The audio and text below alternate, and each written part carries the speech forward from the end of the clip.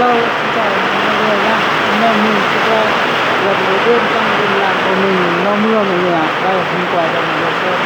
Mùa đất thật siêu to luôn.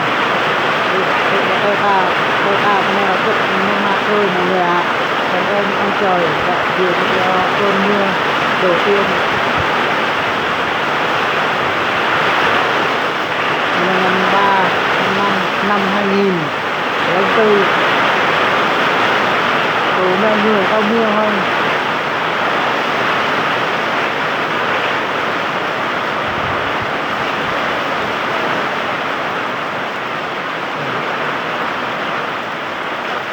Rất là siêu to luôn.